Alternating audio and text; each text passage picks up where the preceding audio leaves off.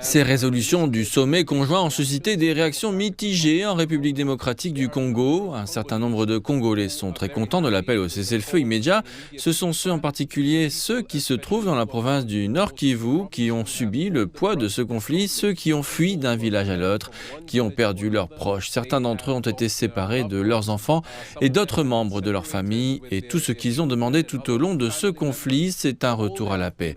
Il s'agit donc d'un très bon développement de la part des dirigeants de la région, mais il y a un autre groupe de Congolais qui sont très déçus par la résolution et c'est à cause de l'appel fait par les dirigeants pour que le gouvernement de la RDC ait des pourparlers directs avec les rebelles du M23.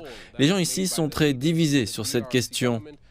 Le gouvernement et le président Félix Tshisekedi refusent depuis longtemps de discuter avec les rebelles du M23.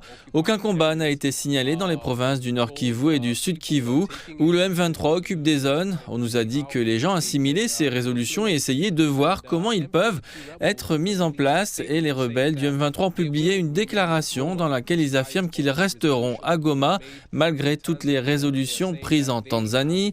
Ils affirment qu'ils doivent veiller à ce que leurs demandes soient satisfaites en engageant des pourparlers directs avec le gouvernement congolais.